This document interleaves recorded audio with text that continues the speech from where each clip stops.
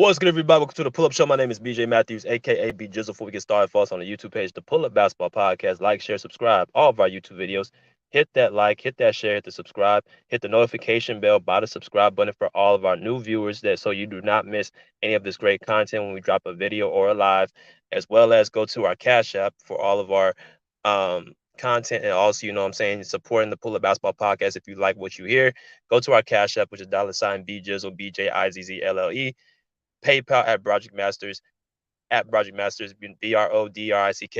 MASTERS, as well as, you know what I'm saying, continuously share the podcast with your family and friends so you guys do not miss any of this great content. Let's get it popping. All right, man, top of the morning to y'all, man. Early this morning, I wanted to, put, some videos out this today um, about, the Miami Heat and the Boston Celtics. I'm going to be doing a video on the Boston Celtics later on today, this evening.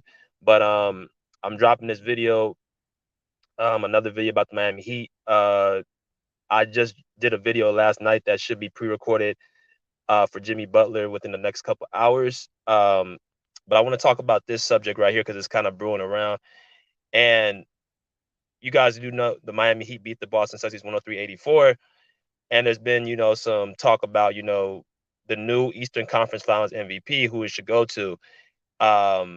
Now, of course, Jimmy Butler was the Finals MVP, Eastern Conference Finals MVP, or the Bob Cousy Finals MVP last night. And you got some people, who definitely were alarmed by that. They thought that there was a specific different player should have been Eastern Conference Finals MVP. And, we're going to talk a little bit about that as far as, what I believe should have happened, and did they get this right or did they get this wrong? And, let's get it popping. So as y'all can see, Jimmy Butler is holding Eastern Conference Finals MVP after, win the championship last night. Now, I want to put a couple things in perspective. Now, for people who say, the player who's the most valuable doesn't always mean the best player. I want to put that out there. It's like the MVP, season MVP. Joel Embiid was the most valuable player this season based off of his season. But Nikola Jokic is making a case that he's the best big man in the league. Right? So you guys understand the difference. Kobe Bryant back in 04 and 05, or I'm sorry, 05 and 06, I believe was a better player than Steve Nash, but they gave the MVPs to Steve Nash. I believe Kobe Bryant was a better player than LeBron James in 2000, and was it 2009 and 2010, but they gave it to LeBron James those two seasons. There's always, you know what I'm saying, in throughout history where people get an award and it doesn't always align that they're the best player. Now most times it does, but sometimes it does not, right? You usually prove that into the playoffs when you're talking about the season award. Now, this new award, the Eastern Conference Finals MVP, is something that they just brought out last year. I believe they call it the Magic Johnson on the West, and then Larry Bird on the right, which is even more crazy because, the Celtics lost. And of course, their best player of all time, one of their best players is Larry Bird. You could say Bill Russell, him and Bill Russell are the two best players in Celtic history. So for the Miami Heat to win on their home floor, and for this guy, Jimmy Butler, to get the award, is just double, double, trouble for the Boston Celtics franchise organization. Now, the guy who a lot of people, are saying that should have been the Finals MVP, Eastern Conference Finals MVP, is this guy right here, Caleb Martin. Now, for those of you guys who do not know Caleb Martin, he's an undrafted player for the Miami Heat. He played in the G League with the Greensboro Swarm. I think he played a little bit of a stint with the Charlotte Hornets, but he's a guy who's, a person who just got out the mud. He was not a high pick. He didn't get drafted, like I said, which a lot of Miami Heat players did not get drafted this season on that championship team. So Caleb Martin basically came out with, a lot of, fire, in this whole series. And you need players like that to win a series because, your star players can't always do it. They can't do it by themselves. It takes a team. And that's something that Miami has figured out over the last, man, as far as I can remember, since 06, since D-Wade won the title for Miami, won their first title. It's been a championship organization. It's been about team first, individual second, leave that at the door. right? So they bringing in guys who nobody's even heard of, and they're making a huge impact on this culture. So Caleb Martin is a person that really has set his stamp with this team. Now, I want to say this as well. Um, if I look at what Caleb Martin has done and compared to Jimmy Butler, because that's what the case is. Let's first look at Caleb Martin's numbers in comparison to Jimmy Butler's. So this is Caleb Martin's numbers throughout the entire series. Y'all can see this is 7 games of play.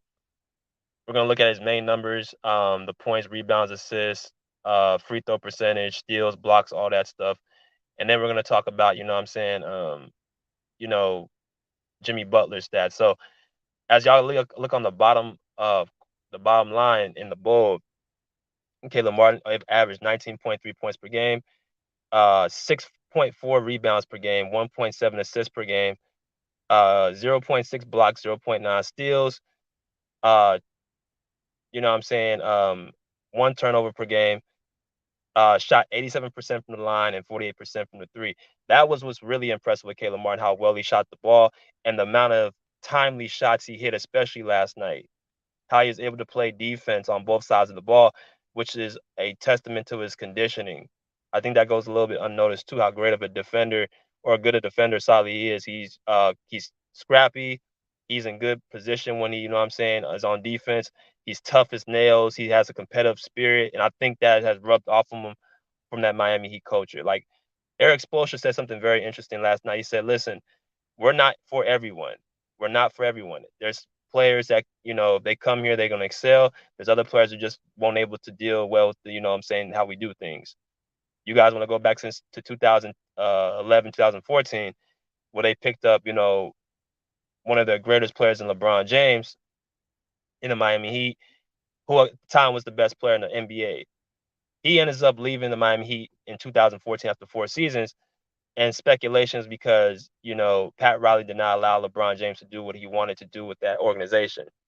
And with that being said, that just goes to show you that Miami is not for everyone. You can't go in there with your own agenda. You got to buy into what they're doing over in that organization. So that's why I look at Miami as a team, as an organization that is not very, what I'm saying, about, players coming in and just doing what they want to do. But back to what I was saying. This is Caleb Martin's numbers. So if you look at his numbers, they're pretty solid. You know what I'm saying? Almost 20 points per game, shot over 85% from the line, shot over 40% from the three. I believe he shot over 50% from the two. I think he played 47 minutes last night, if I'm not mistaken. So he played an entire full game last night. So, and he's also, he had, the last couple games especially, he's been huge. I mean, look at 21 points and then 15 rebounds in game 6 and then 26 points and 10 rebounds in game 7. So he's been huge in these last couple games, right? Then you switch it over. Let's look at Jimmy Butler's numbers, right? Jimmy Butler's averaged 24 points per game, 0.7 points per game, 7.6 rebounds, 6.1 assists, 0.4 blocks, 2.6 steals, 2.6 steals, and then 2.1 turnovers. He shot 83% from the line and he shot 34% from the three. Okay. Now, if we compare and contrast the points 19.3 to Jimmy's 24.7, Jimmy wins them, beats him out in 5 points. If you look at his rebounds, Caleb had 6.4 rebounds, right, which is not bad, which is very good for his position, to Jimmy 7.6. So that goes to Jimmy as well. You look at the assists, you go from Caleb Martin, who has 1.7, to Jimmy 6.1. There's no surprise there because Jimmy has more control of the ball. Caleb Martin's used more as a stretch 3-point shooter, catch and shoot guy, catch and penetration guy, things of that nature. So those 3 categories, Jimmy Butler beats out Caleb Martin. Then you go into the blocks. Surprisingly, Caleb Martin is at 0.6 to Jimmy Butler 0.4. So 0.2 higher than Jimmy Butler, right? Like I said, he's been improved on his defensive side, his help side defense. I watched Caleb Martin throughout this series. He's a very, very smart defender. He's very tough-nosed and gritty. You look at the steals, 0.9 steals per game to Caleb Martin, vice versa to Jimmy Butler, 2.6. Now, that just goes to show you how great of an on-ball player Jimmy Butler, how great of an off-ball defender Jimmy Butler is. His awareness, his fast twitch muscles. It just goes to show you how great he is on defense, right? You look at the turnovers. Caleb Martin averaged 1 turnover per game to Jimmy's 2.1. Of course, like I said, because the assist goes into, so it's assist turnover ratio. So 6.1 to 2.1 for Jimmy, and then Caleb is 1.7 to 1.0. So he's averaging. It's supposed to be a 2-to-1 thing. So if you average two assists to 1 turnover, you're good. But if you average, a higher assist, like if you don't average as much of a higher assist as turnover, like double, then that's not good. So really, Caleb Martin averaging 1.7 to 1.0 turnovers per game is not very efficient. But it's not even a big deal because he's not, quote unquote, the ball handler of the team. But nonetheless, 5 out of the 6 categories. Oh, and I forgot to mention the shooting percentages. 87.5 for Caleb from the free throw, 83.3 from Jimmy Butler. Like I said, Caleb shot the ball very well from the 2 free throw line, and from the 3, Caleb shot 48% to Jimmy's 34.8. Right. So, like I said, the biggest impressive thing for Caleb Martin is how well he shot the basketball. His timely shots, how he wasn't afraid of the moment. Right. Now, let's talk about what we just, the main subject. Did Caleb Martin get robbed of the Eastern Conference Finals MVP? Well, let's first define this word valuable. Let's first define what this word means. Valuable is like, anything, how valuable you are to something. How valuable, if you take that thing away, how much of an impact does it leave on your team, negative or positive? Right? That's how I look at these awards, these valuable player awards. Throughout history, we've seen, players who people put out there who should be the MVP over the guy who's the best player of the series, as they feel like, should they be the finals MVP? I mean, look at last year. You have people say Andrew Wiggins should have been the finals MVP over Steph Curry, right? Because of what he did with Jason Tatum and how he played both ways of the ball. And they said that Andrew Wiggins had a case, even though Steph Curry averaged around 28, 30 points per game that series. He carried them offensively. They rolled on Steph Curry's, back. Now, if I look at this series particularly, if you take Caleb Martin on the Miami Heat, what are the Miami Heat? Well, if you talk about this series in general, of course it'll be you're talking about taking off their second best score, which is at 19.3 points per game. That's what you're taking off, the second best scorer. Taking off a guy who can stretch the floor from 3, and you're taking off a guy who can hit timely shots, who's good on the defensive end. You're taking that guy off. That's what you're missing if he doesn't play this series. Now, if you look at the Miami Heat's roster, what do they have? They have a lot of players who are not known by name, but they have production. Gabe Vincent, y'all saw in game, I believe 3, where he had 29 points, the point guard of the Miami Heat. You know what I'm saying? Timely threes, good on defense, all that good stuff. That made an impact. You talk about a guy like Duncan Robinson who can stretch the floor and shoot threes, right? You talk about a guy like Max Strus who struggled from the 3-point line, but he's another player who's scrappy and who can shoot threes, right? And those are the players that's actually available to play. We're forgetting that guys like Tyler Hero, who's been out since Milwaukee, is their second real leading scorer, but he's been out, right? They have another guy, Victor Oladipo, who's quote unquote, a pretty solid two-way player. He can score and also defend. So they have a lot of players like Caleb Martin who can score and defend and who are, scrappy guards. Minus Tyler Hero. He's just primarily a scorer. But Miami Heat's culture is basically that. What do you like? They're their most well-conditioned team. They get after it on defense. and they can shoot the three with those guys.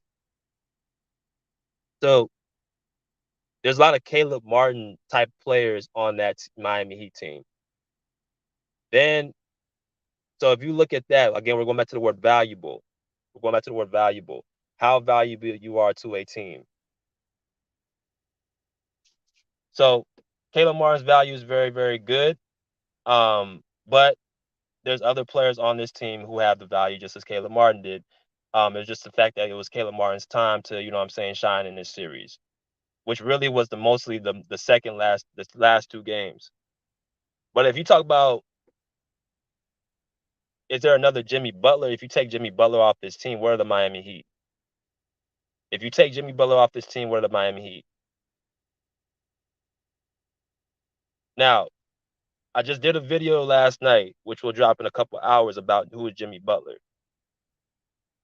Jimmy Butler, for intents and purposes, has done something that many of these star players in the NBA, such as Devin Booker, Kevin Durant, Anthony Davis, Ja Morant, Jason Tatum, Luka Doncic, Joel Embiid, even Nikola Jokic, who really just got to the finals this year. This guy has done something more in the playoffs than all those guys that I just named. In the playoffs, Jimmy Butler has taken this team to 3 conference finals and 2 NBA finals, and no one has said a word about it. No one has talked about it. He's taken this team in 4 seasons, again, 3 Eastern Conference finals and 2 NBA finals now. And no one talks about it. And why do I say that? Because, again, we're going by value. If you take Jimmy Butler off this Miami Heat team, do you think that they're going to have the success that they have? Remember, Miami was in a drought since LeBron James left that team in 2014. From then on, they did not make it to the conference finals from 2014 all the way to 2020. They get this dude their first season. They end up getting to the conference. End up getting to the NBA finals in the bubble. Last year, Jimmy Butler, playing on literally one leg, was a shot away from going to another NBA finals. This season, he's willed this team again. And as Eric Spoelstra said, they go as Jimmy Butler goes. He's willed this team to the NBA finals. Even this series, he had better numbers than Caleb Martin. And as you guys can see, if y'all actually pay attention, Jimmy Butler instills confidence and faith into those players to play the way that they're playing. That's what a true leader does. That's, again, goes into your value. They have said it time and time again. Eric Spoelstra has said it. We go as Jimmy goes. The makeup that you're seeing, and I've said this, I should be like I don't know, a fortune teller. You know what I'm saying? How a team plays is based off of how their best players' mindset is. If their mindset of their best player, if the team's mindset is tough nosed and hard, gritty, never quit, never scared, fully confident, they get it from their best player. So when you see Caleb Martin hitting the shots that he's hitting, not being scared of the moment, not second guessing himself. I'm not saying Caleb Martin is not a solid player, because I do think Miami has a team, but we have to call a spade a spade. These guys have not been heard of. Caleb Martin, Gabe Vincent, Max Strus, you know what I'm saying? These players, Duncan Robinson, these guys were undrafted. And they've worked their ass off to get where they're at. So all kudos to them. And that's what makes this a beautiful story.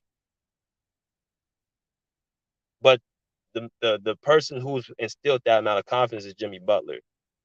So no, Caleb Martin was not robbed of the MVP last night. I believe that Caleb Martin, is actually saying that they gave it to the right person. He's been the one carrying this team. He's been the one doing what he's been doing for us. And we needed him to do what he does throughout the entire series. Because again, if Jimmy Butler is not on the court, do y'all think that they're going to beat the Celtics? A fully loaded Celtics team? I don't think they would. Now, if Caleb Martin didn't play, it's still a chance. I mean, because again, you lost really a player who, yes, he played well in his role, but Miami has rotational guys who plays just like Caleb Martin. They don't have they don't have another Jimmy Butler with his ability, with his leadership skills, with his clutch shot making. with his defensive prowess. They don't have that on Miami but him. So he's been doing it all playoffs. He's been doing it every series. He's been the best player. He's been the most impactful and the most valuable player to his Miami Heat team. So people who are saying that they got it wrong. I just think they're trying to create some type of narrative around something to talk about. But they got it right on who they got the MVP to, and that's Jimmy Butler. I will be dropping another video um, very soon, later on today, about the Boston Celtics and what I think they should be doing this offseason and what I think about um, what their future looks like. So pull up a seat, pull up a chair, put a live piece out of here like swim well.